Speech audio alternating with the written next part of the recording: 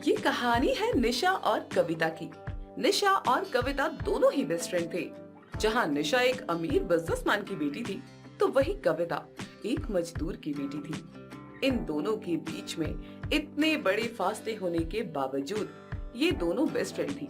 ऐसे ही एक दिन निशा कविता के घर पे अपने टिफिन में कुछ पैक करके लेके जाती है, जहाँ वो देखती है कि कविता अपने घर के बाहर झाड़ू लगा रही है। कविता, अब झाड़ू लगाना छोड़ दे और घर के अंदर चल। आज मैंने तेरे लिए एक ऐसा सरप्राइज लेकर के आई हूँ ना, जो तुझे बहुत पसंद है। अच्छा, ऐसा भी क्या लाई है तू मेरे लिए, जो मुझे मेरा काम छोड़कर घर में चलने की बात कह रही है? तू देखेगी ना तो सच में बहुत खुश हो जाएगी, क्योंकि सरप्राइज ही ऐसा है। कविता निशा की बात सुनकर अब झाड़ू लगाना छोड़ देती है और उसके साथ अपनी छोटी सी झोपड़ी में जाती है, जहाँ कविता निशा को बैठने के लिए कुर्सी देती है। अच्छा जी, तो अब तो मुझे मेहमानों की तरह ट्रीट करेगी, हाँ? वाह, यही तो है तेरी दोस्ती। अरे नहीं यार, ऐसी कोई बात नहीं है। वो क्या है ना, जब माँ जिंदा थी तो माँ ने बताया था कि जब भी घर में कोई आए तो उसे कभी भी नीचे बैठने नहीं देना, इसीलिए मैं तुझे कुर्सी दे रही थी। कविता की बात सुनकर अब निशा चेयर पर बैठ जाती है और अपना टिफिन खोलकर उसे दिखाती है कि टिफिन में रखे बेसन के लड्डू को देख कविता बेहद खुश हो जाती है और उसकी आंखों में आंसू आ जाते हैं। निशा, तू मेरी पसंद नापसंद का कितना ख्याल रखती है। तुझे पता है कि मुझे बेसन के लड्डू कितने पसंद है, और पिछले कुछ समय से मेरा बेसन का लड्डू खाने का बहुत मन था, इसलिए तू ये लड्डू मेरे लिए लेकर आई है ना। पर तू सच बताना, ये लड्डू आंटी ने तो नहीं दिया ना? तू इस चीज की क्यों टेंशन लेती है? लड्डू खाना, और वैसे भी माँ ने भिजवाए हैं या नहीं, ये तो बात की बात है। तो ये सोच कि इसमें एक माँ का प्यार है। निशा की बात सुनकर कविता मुस्कुराती है, उसके साथ बेसन के लड्डू खाने लगती है। कुछ ही देर में निशा के पास एक कॉल आती है और थोड़ी देर बाद निशा अपने घर निकल जाती है। अब शाम को कविता के पिता रघु आते हैं, तो वो कविता से कहते हैं, कविता बेटा, आज खाने में क्या बनाया है तुमने? ज्यादा कुछ तो नहीं पिताजी, पर दाल चावल आलू का चोखा जरूर बनाया है। आपको आलू का चोखा बहुत पसंद है ना? रघु कविता की बात सुनकर मुस्कुराया और उसने कविता से कहा, मेरी छोटी सी बच्ची कब इतनी बड़ी हो गई और समय कब बीता पता ही नहीं चला। काश तेरी माँ जिंदा होती। ये बोलकर रघु उदास हो जाता है, पर तभी कविता उसको हंसाती है। अगर माँ नहीं है तो क्या हुआ पिताजी, माँ के भेष में मैं हूँ और आपको वही करना होगा जो मैं चाहूंगी। अब खाना खा लीजिए, वरना खाना ठंडा हो रहा है। इस तरह रघु और कविता दोनों ही साथ में खाना खाने लगते हैं। जहाँ एक तरफ रघु और कविता खाना खा रहे थे, तो वहीं दूसरी तरफ निशा की माँ सुमित्रा निशा पर भड़कती है। निशा, मैंने तुझे कितनी बार बोला है, तू अपनी उस गंवार और गरीब सहेली के पास मत जाया कर, लेकिन तू मेरी बात नहीं सुनती। अरे, अगर वो लोग हमारे स्टैंडर्ड के नहीं हैं, तो क्यों तो उनके पास बार बार जाती है? मुझे तो यही समझ नहीं आ रहा। माँ, भले ही वो गरीब है, लेकिन इसका मतलब ये नहीं कि मैं उससे अपनी दोस्ती खत्म कर लूं। मैं और कविता बचपन की दोस्त हैं, और मैं अपनी दोस्त इतनी आसानी से खत्म नहीं कर सकती, सिर्फ इसलिए क्योंकि वो गरीब है। देख निशा, एक तो उसकी माँ नहीं है, ऊपर से वो गरीब है। और तू जानती है ना, जिसकी माँ नहीं होती और वो बस गरीब होता है तो उसकी नीयत कैसी होती है। उसने तुझसे दोस्ती इसलिए नहीं रखी क्योंकि तू उसे अच्छा दोस्त मानती है, बल्कि उसने तुझसे दोस्ती इसलिए रखी है क्योंकि तू अमीर है। सुमित्रा की ये बात सुनकर निशा को बहुत गुस्सा आता है और वो अपनी माँ को उल्टा बोलकर अपने कमरे में चली जाती है। समय गुजरता है और गुजरते समय के साथ कविता के लिए अच्छा रिश्ता आता है। बेटा कविता, सोहन नाम के एक बहुत ही अच्छे लड़के का रिश्ता आया है। अगर तू हाँ करे तो मैं तेरी शादी की बात आगे बढ़ाऊं। पिताजी, आप मेरे पिता हैं और आप मेरे लिए कभी कुछ गलत नहीं सोचेंगे, इसलिए आपका जो फैसला है मैं उससे खुश हूँ। अगर आपको लगता है कि सोहन जिसका रिश्ता आप लेकर आए हैं वो मेरे लिए अच्छा है, तो ठीक है, मैं ये शादी करने के लिए तैयार हूँ। कविता की बात सुनकर रघु खुश होता है और अब रघु सोहन नाम के एक लड़के से कविता का रिश्ता पक्का करवा देता है। कविता अब तुरंत निशा के पास फोन करती है, लेकिन निशा फोन नहीं उठाती क्योंकि निशा को देखने लड़के वाले आए हैं। सुमित्रा बहन, हमें तो आपकी निशा बहुत पसंद है। अगर आपको हमारा बेटा और हमारा परिवार पसंद है तो फिर बताइए कब बारात लेकर आनी है आपके घर। शांति बहन, हमें तो आपका रोहित बहुत पसंद है और मैं तो कहती हूँ जितनी जल्दी हो सके उतनी जल्दी इन दोनों की शादी करवा देते हैं। इस तरह सुमित्रा और शांति रोहित और निशा का रिश्ता पक्का करवा देते हैं। कुछ देर बाद जब निशा अपना फोन देखती है तो वो देखती है कि उसके फोन पर कविता की 6 मिस्ड कॉल थी। अब तुरंत निशा कविता को कॉल करती है और खुशी से कहती है, कविता यार, I am so really sorry, तेरा कॉल रिसीव नहीं कर पाई, पर तुझे एक बात बतानी है। मुझे भी तुझे एक बात बतानी है, लेकिन निशा पहले तू मुझे बताएगी कि आखिर ऐसी कौन सी खुशखबरी है जो तू मुझे बताना चाहती है। सच में तू मेरी सच्ची दोस्त है, तभी तो तुझे पता चल गया कि मैं तुझे खुशखबरी देने वाली हूँ। खैर, तुझे बता दूं कि मेरा रिश्ता पक्का हो गया है और अगले 15 दिन बाद मेरी शादी है। कविता ये सुनकर बहुत खुश होती है और कविता भी अपनी खुशखबरी उसे बताती है। ये तो बहुत अच्छी बात है निशा कि तेरा रिश्ता एक ऐसे घर में पक्का हुआ है जहाँ तू सच में खुश रहने वाली है और मैं तेरे लिए बहुत खुश हूँ। ये सारी बातें तो होती रहेंगी, लेकिन तू बता कि तू कौन सी खुशखबरी देने वाली थी मुझे? कहीं तेरा भी रिश्ता? तू बिल्कुल सच कह रही है, मेरा भी रिश्ता पक्का हो गया है और मेरी भी 15 दिन के बाद शादी है। दोनों ही सहेली अपनी शादी से तो खुश थी, लेकिन उनके चेहरे पर मासूमी तब आ जाती है जब उन्हें पता चलता है कि उन दोनों की शादी एक ही दिन में है। यार कविता, मैंने तेरी शादी के लिए न जाने कितने सपने संजोए थे, लेकिन किस्मत का खेल देखना, हम दोनों सहेलियों की शादी एक ही दिन है। कोई बात नहीं निशा, क्या हुआ? अगर हम दोनों एक दूसरे की शादी में नहीं आ सके तो हम शादी के बाद भी अपनी दोस्ती को यूं ही बरकरार रखेंगे और हमेशा एक दूसरे से अपनी बातें शेयर करते रहेंगे, ठीक वैसे ही जैसे हम अभी करते हैं। कविता की बात सुनकर निशा की आंखें भर आती है और वो उसका जवाब हाँ में देती है। समय गुजरता है और देखते ही देखते निशा और कविता की शादी हो जाती है। वो दोनों ही अपने अपने ससुराल पहुंच जाती है, जहां निशा रोहित के साथ दुल्हन के जोड़े में अपने ससुराल की दहलीज पर खड़ी थी, तो वही दहलीज के उस पार उसकी सास हाथों में आरती लिए निशा से कहती है, बहू, अपने दाहिने पैर से इस कलश को गिराकर घर में प्रवेश करो और इस घर को माता अन्नपूर्णा की तरह अन्न से भर देना। सास की बातें सुनकर निशा जैसे ही कलश गिराकर घर में प्रवेश करती है, तभी उसके देवर अपनी भाभी का बड़े ही शानदार तरीके से स्वागत करते हैं और थोड़ी ही देर में नंद एक सफेद रुमाल लगाकर अपनी भाभी से उस रुमाल पर उनके पैर के निशान मांगती है। ये सब देख निशा की आंखें खुशी से चमक जाती है और इस तरह निशा का गृह प्रवेश होता है। तो वहीं कविता जब अपने ससुराल आती है तो उसकी सास कविता से कहती है, कविता बहू, घर में बेटी नहीं है, लेकिन मैं जानती हूँ कि तू मेरे घर में न सिर्फ मेरी बेटी बल्कि मेरा बेटा बनकर रहेगी, क्योंकि मैं तुझे कभी भी अपनी बहू नहीं मानूंगी। और अब तू अपने दाहिने पैर से इस कलश को अंदर गिराकर गृह प्रवेश कर और जिस तरह इस कलश के अंदर से चावल गिरे, ठीक उसी तरह लक्ष्मी बनकर तो इस घर पर अपनी कृपा बरसाना। सास की बात सुनकर कविता के चेहरे पर मुस्कान आ जाती है और वो कलश गिराकर गृह प्रवेश करती है। इसके बाद अपनी सास के पैरों को छूकर अपनी सास का आशीर्वाद लेती है।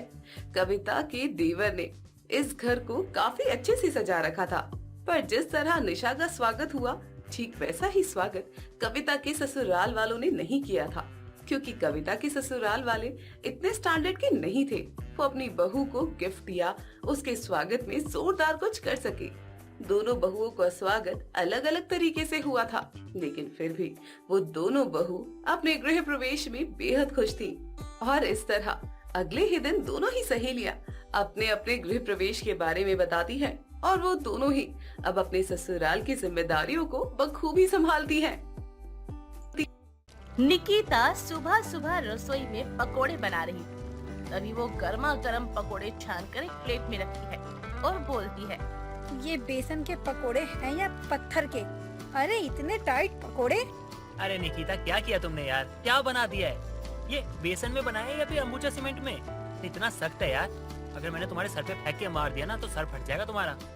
अरे ये कैसे हो गया? इतना कहकर निकिता फटाफट से सारा नाश्ता टेबल पर लगा देती है। तभी उसकी सास सुशीला और पति राकेश नाश्ते के लिए आ जाते हैं। क्या बात है बहू, चाय पकोड़े? बस मैंने ऐसे ही सोचा कि आज कुछ अलग बना दूं नाश्ते में।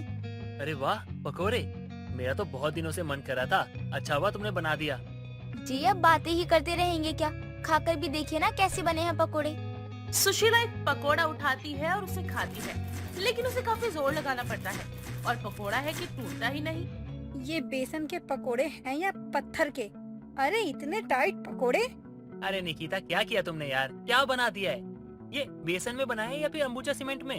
इतना सख्त है यार, अगर मैंने तुम्हारे सर पे फेंक के मार दिया ना तो सर फट जाएगा तुम्हारा।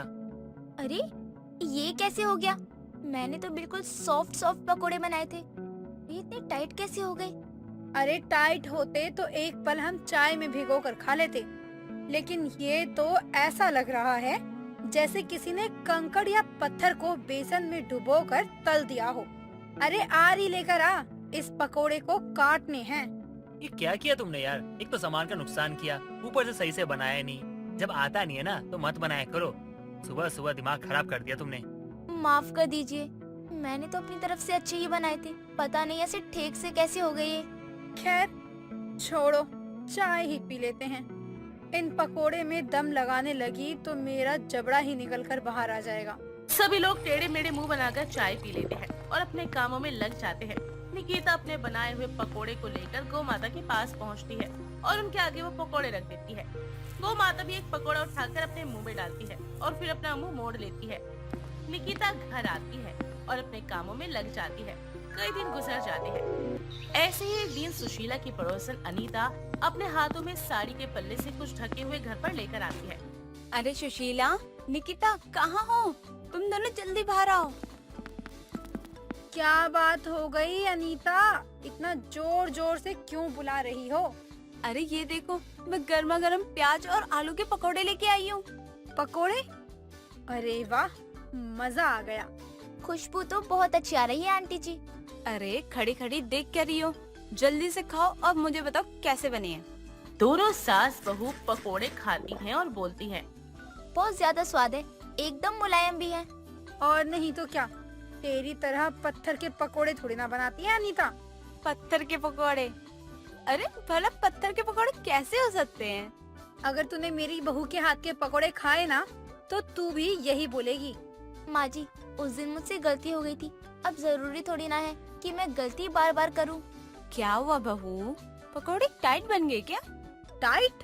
अरे इतने टाइट थे कि दांत बाहर आने को हो रहे थे, लेकिन वो पकोड़ा नहीं टूटा। अच्छा अच्छा, समझ गई मैं। निकिता को अपनी बेइज्जती होता देख अच्छा नहीं लगता और वो 2-3 पकोड़े उठाकर वहाँ से चली जाती है। लगता है बहू बुरा मान गई, तभी चली गई। मान गई तो मान गई। अरे इसके हाथ के पकोड़े खाने से अच्छा है सारी जिंदगी बिना पकोड़े के रह लूं। हमारे पास नहीं है लोहे के दांत जो पत्थर के पकोड़े चबाए हम। अरे तो बहू को सुना क्यों रही है? तो उसकी मदद कर देती, क्या पता बेचारे से कुछ भूल चूक हो गई हो बनाने में। अब इसकी उम्र सीखने की है भला, अपने मायके से सीख कर नहीं आई कुछ भी। अनीता सुशीला को समझाने की बहुत कोशिश करती है और कुछ देर बाद अनीता वहाँ से चली जाती है। निकिता अपनी सास के पास आकर बोलती है, माँ जी, आज शाम के खाने में कड़ी पकोड़ा और चावल बना दूं? कड़ी और चावल तक तो ठीक है बहू, लेकिन पकोड़े बना लेगी ना तू? माँ जी मैं बना लूंगी, इस बार बिल्कुल मुलायम पकोड़े बनाऊंगी, आपको शिकायत का एक मौका नहीं दूंगी। चल, अगर ऐसी बात है तो फिर बना ले पकोड़ा और कड़ी चावल। ठीक है माँ जी। इतना कहकर निकिता वहाँ से चली जाती है। रात को सभी लोग डिनर के लिए बैठते हैं। निकिता सभी को कढ़ी पकोड़ा चावल सर्व करती है राकेश जैसे ही कटोरी में डाले गए कढ़ी पकोड़े के पकोड़े को चम्मच से काटने लगता है तो पकोड़ा कटता ही नहीं बल्कि सारी कढ़ी उसके ऊपर गिर जाती है। अरे आराम से क्या कर रहे हो? आपको लगी है? वैसे कढ़ी इतनी ज्यादा गर्म नहीं थी। नहीं नहीं, कढ़ी ज्यादा गर्म नहीं थी, लेकिन मेरा दिमाग ज्यादा गर्म हो रहा है। जब तुम्हें पकोड़े बनाने नहीं आते हैं तो कढ़ी पकोड़ा बनाने के लिए किसने कहा तुम्हें? जी अब क्या हो गया? अब तो सब कुछ बिल्कुल ठीक बनाया है मैंने। अच्छा तो ठीक बनाए ना, अभी तुम्हें बताता हूँ कितना अच्छा बनाए। राकेश कटोरी से निकलकर गिरा हुआ पकोड़ा उठाकर सामने खड़ी निकिता के मुंह पर मार देता है और वो पकोड़ा निकिता को बड़ी जोर से लगता है, मानो जैसे कोई पत्थर। ये क्या कर रहे हो आप? अगर मुझे लग जाती तो? अच्छा अब समझ में आ गया तुम्हें, ये पकोड़ा या पत्थर? बहू, मैंने तुझसे पहले ही कहा था कि तू पकोड़े मत बनाया कर। क्यों सत्यानाश करती रहती है तू हर वक्त? एक बात बताओ, तुम चाहती क्या हो? कि ये पकोड़े खाकर मैं अपने दांत तुड़वा लूं और मेरी माँ वो भी अपने दांत तुड़वा ले, उसके बाद हम लोग बिना दांत के ना बैठेंगे और तुम ना हमें देख के ना हंसना। जी मैं तो ऐसा कुछ भी नहीं चाहती हूँ और बिल्कुल सही तरीके से पकोड़े बनाती हूँ। पता नहीं ये टाइट कैसे हो जाते हैं। यार जब तुम्हें कुछ आता नहीं है तो मत किया करो ना। हाँ, बेवजह मूड खराब कर दिया तुमने और कपड़े भी खराब हो गए। और हाँ, ये पकोड़े बनाना ना छोड़ दो, क्योंकि शक्ल तो खुद तुम्हारी पकोड़े जैसी है। जी आप नाराज मत होइए, कम से कम खाना तो खा लीजिए। आप कड़ी में से पकोड़े निकाल दीजिए और कड़ी कड़ी खा लीजिए। अब तो मुझे कुछ नहीं खाना है, और खाना भी होगा ना तो बाहर जाके मंगवा के खा लूंगा, तुम्हारा नहीं खाऊंगा। राकेश गुस्से में खाना छोड़कर वहीं पर चला जाता है। अपने बेटे को जाता देख सुशीला भी खाना छोड़कर चली जाती है। हे भगवान, फिर से मेरी गलती की वजह से और मेरे हाथों के पकोड़ों की वजह से मेरे पति और सास ने खाना नहीं खाया। समझ नहीं आ रहा कि मुझसे क्या गलती हो रही है। सब तो सही करती हूँ, फिर भी पता नहीं क्या गलत हो जाता है। आखिर मैं पत्थर के पकोड़े को रुई के पकोड़े में कैसे बदलूं? मेरा मतलब सॉफ्ट कैसे करूं, समझ नहीं आ रहा। दुखी हुई निकिता भी चुपचाप सारा खाना उठाकर रसोई में रख देती है और बिना कुछ खाए पिए सो जाती है। ऐसे ही एक दिन निकिता उदास हुई अपने कमरे में बैठी थी कि तभी वहाँ पर अनीता आती है। अरे बहू, तेरी सास कहाँ है? आंटी जी, वो माँ जी तो बाहर गई हैं। आप बताइए क्या काम था? अरे काम तो कुछ भी नहीं था, मैं तो बस ऐसे ही आ गई। पर तू क्यों उदास है? क्या हो गया? कुछ नहीं आंटी जी, मैं बस अपने पत्थर के पकोड़े की बात से उदास हूँ। समझ नहीं आ रहा कि बार बार ऐसा क्यों हो रहा है। अच्छा ये बात है, चल मेरे साथ रसोई में, मैं बताती हूँ पकोड़े कैसे बनते हैं। अनीता निकिता को रसोई में ले जाती है और निकिता अपनी विधि अनुसार पकोड़े बनाती है और वो तलकर अनीता को देती है। अनीता पकोड़े उठाकर खाती है और बोलती है, अरे बहू, क्या बना दिए तूने? ये तो बिल्कुल पत्थर जैसा है। इसके लिए तो छेनी हथौड़ा लेके आना पड़ेगा इसको तोड़ने के लिए।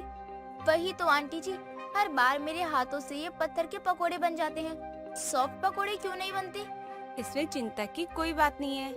मैंने उस दिन सुशीला को कहा था कि अपनी बहू को भेज दे कि मैं सिखा दूंगी, पर उसने भेजा ही नहीं। मैं बताती हूँ तुझे सॉफ्ट पकोड़े कैसे बनते हैं। सच में आंटी जी, आप मेरी मदद करोगी? हाँ हाँ बिल्कुल करूँगी, पर एक सेकंड रुक जा, मैं घर से कुछ लेके आती हूँ। अनीता जल्दी से अपने घर आती है और वहाँ से बेकिंग पाउडर की डब्बी लेकर आती है और वो निकिता के हाथ में रखते हुए कहती है, ये है बेकिंग पाउडर, इससे चाहे कितना भी टाइट पकोड़ा हो लेकिन वो सॉफ्ट बन जाएगा। मतलब आंटी जी, इसको पकोड़े के ऊपर छिड़कना है? अरे नहीं नहीं बहू, छिड़कना नहीं है। इस बेकिंग पाउडर को ना जो पकोड़े का पेस्टर होगा ना उसमें मिला देना है, उससे ना बिल्कुल सॉफ्ट पकोड़े बनेंगे और क्रिस्पी भी। सच में क्या आंटी जी? तू चाहे आजमा के देख ले। अनीता के कहने पर इस बार निकिता ने इस बैटर में बेकिंग पाउडर मिलाकर पकोड़े बनाए और जल्दी से पकोड़े ठंडे करके वो खाती है। ये तो बहुत ज्यादा सॉफ्ट बने हैं, लग ही नहीं रहे कि ये पकोड़े मैंने बनाए हैं। बिल्कुल सही बहू, अब इसी तरीके से पकोड़े बना और अपने सास और अपने पति को खुश कर दे। अब से न तुझे कोई ताने भी नहीं देगा कि तू पत्थर के पकोड़े बनाती है। इतना कहकर अनीता चली जाती है। शाम को फिर से निकिता पकोड़ों की सब्जी, रोटी और चावल बनाती है और डाइनिंग टेबल पर लगाती है। इस बार फिर से पकोड़े देखकर सुशील और राकेश का पारा हाई हो जाता है। तभी राकेश बोलता है, हे भगवान, या तुमको समझ नहीं आता क्या? मना किया था ना ये मत बनाना, क्यों बनाए पकोड़े, वो भी पत्थर वाले। बहू तू अपनी हरकतों से बाज नहीं आएगी ना? अरे क्यों तू हम माँ बेटे के दांत के पीछे पड़ी हुई है? माँ जी, राकेश जी, बस आखिरी बार आप ये पकोड़े खाकर देखिए। अरे खाकर तो देखिए सब्जी, अगर आपको किसी भी तरीके की कोई कमी लगे ना, तो मैं आपसे वादा करती हूँ कि फिर कभी पकोड़े नहीं बनाऊंगी। बस आप एक बार खा लीजिए मेरे लिए। निकिता के प्यार से कहने पर सुशीला और राकेश दोनों ही एक एक चम्मच पकोड़े की सब्जी को चखते हैं और दोनों के चेहरे पर बड़ी सी स्माइल आ जाती है। सब्जी तो अच्छी बनाई है और ये पकोड़े भी सॉफ्ट है। कहीं से मंगवाए हैं क्या? हाँ बहू, या कहीं ऐसा तो नहीं कि तूने बाहर से पकोड़े मंगवाए हो और फिर सब्जी बना दी? माँ जी, ये मैंने ही बनाए हैं। बस आज मैंने एक नए तरीके से बनाए हैं और देखिए मेरा तरीका कामयाब भी हो गया। नीलम का पति उमेश काम में बहुत बिजी रहा करता था, जिस वजह से वो अपनी पत्नी को टाइम ही नहीं दे पाता था। इसी सब के चलते उन दोनों के प्यार की गाड़ी एकदम जंग खा चुकी थी। नीलम जितना अपने पति के पास जाने की कोशिश करती, वो उससे उतना ही दूर हो जाता। अब नीलम अपने पति के प्यार को तरसती रहती है और एक दिन नीलम परेशान होकर अपनी दोस्त नेहा को फोन कर घर बुलाती है।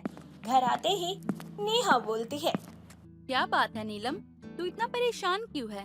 सब ठीक तो है ना? क्या बताऊं यार, मेरे पति को तो बस काम ही काम नजर आता है। मैं तो जैसे उन्हें नजर ही नहीं आती। मेरी यही घनघोर जवानी पूरी की पूरी बर्बाद होती जा रही है। लेकिन मेरे पति के पास इतना वक्त नहीं है कि वो एक नजर डालकर मुझे ही देख ले। मुझे तो कुछ समझ ही नहीं आता कि हमारे इस रिश्ते में प्यार बचा भी है या फिर बस हम दोनों पति पत्नी भेड़ चाल चल रहे हैं। कभी कभी समझ नहीं आता मैं अपने पति का प्यार कैसे पाऊं। तेरी समस्या तो बहुत गंभीर है, लेकिन तेरी समस्या का इलाज है मेरे पास। क्यों ना हम वशीकरण का सहारा ले ले, उससे तेरा पति तेरे वश में भी रहेगा और जो तू बोलेगी वही करेगा। वशीकरण यानी कि टोना टोटका? पर यार टोना टोटका करेगा कौन? मैं तो टोना टोटका करवाने को भी तैयार हूँ, बस मेरा पति मुझे प्यार करने लग जाए।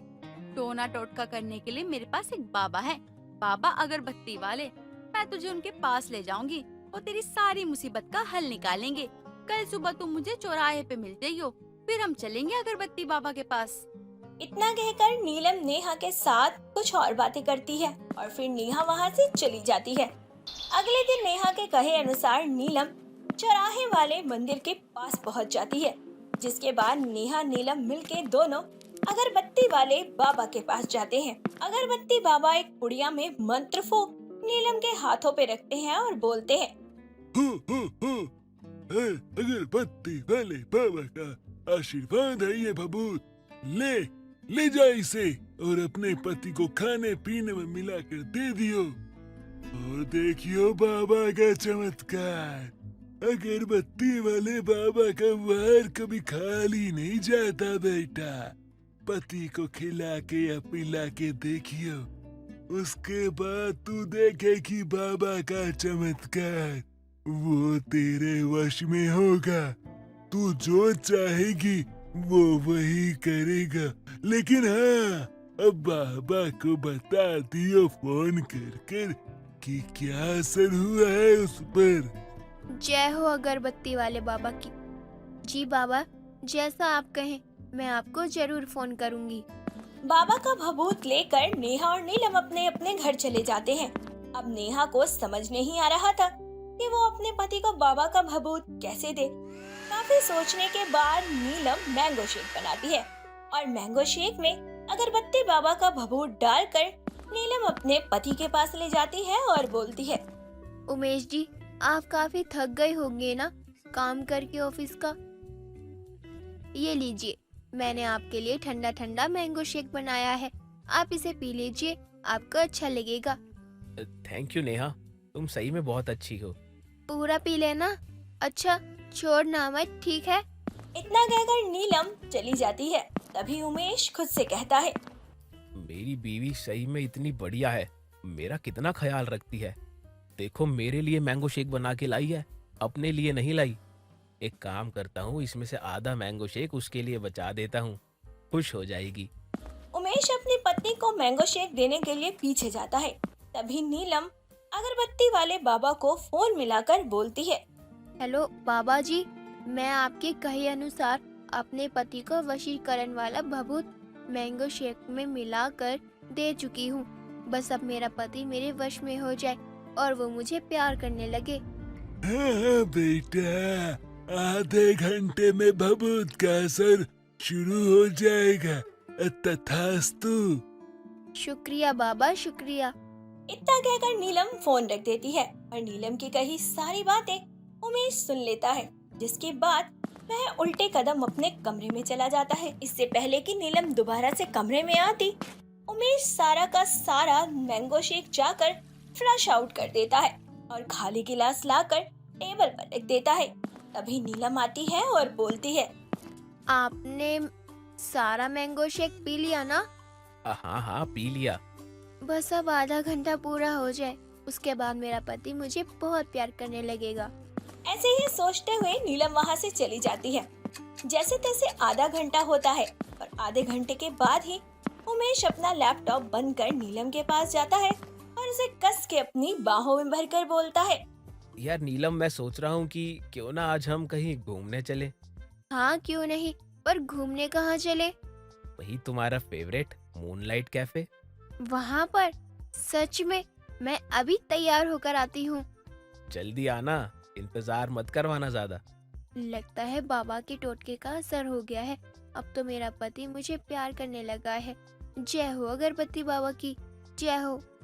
खुशी में पगलाई हुई नीलम जल्दी से तैयार हो जाती है, जिसके बाद उमेश और नीलम द मूनलाइट कैफे जाते हैं, जहां दोनों एक साथ बहुत सारा वक्त बिताते हैं और उमेश बहुत ही ज्यादा रोमांटिक तरीके से नीलम को ट्रीट करता है। कुछ देर बाद दोनों घर आ जाते हैं, जिसके बाद उमेश नीलम को अपनी बाहों में उठाकर कमरे में ले जाता है। अब दोनों पति पत्नी एक दूसरे के प्यार में खो जाते हैं।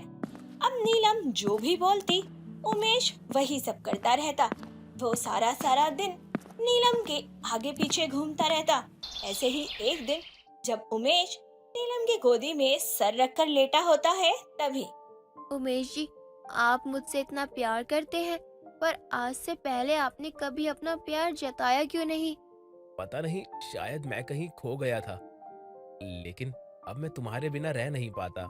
मुझे बस हर वक्त तुम ही चाहिए हो। वो बात तो ठीक है, लेकिन आपको काम पर भी तो जाना पड़ेगा ना, वरना हमारा घर कैसे चलेगा, हमारा भविष्य कैसा होगा? अरे मुझे कोई काम वाम नहीं करना, अब बस तुम्हें प्यार करना है, बहुत सारा प्यार। अब बस भी कीजिए, इतना भी प्यार नहीं करना मुझे। पर मुझे तो करना है ना। अरे तुम्हें जितना प्यार कर लूं, मेरा मन ही नहीं भरता। मैं खुद को रोक ही नहीं पाता, बार बार बस तुम्हारी तरफ ही चला आता हूँ। न जाने ऐसा क्यों हो रहा है कि जो तुम कहती हो, मेरा दिल बस वही करने को कहता है। उमेश की बातें सुनकर नीलम खुश हो जाती है। दिन गुजरते चले जाते हैं। नीलम को अच्छा तो बहुत लग रहा था, लेकिन उसकी आर्थिक स्थिति अब खराब होती नजर आ रही थी। कहीं ना कहीं उसे ये लग रहा था शायद उसने अपने पति पर टोटका करवा कर सही नहीं किया। उमेश भी सच्चाई जानते हुए लगातार वशीकरण में होने की एक्टिंग करता रहता है।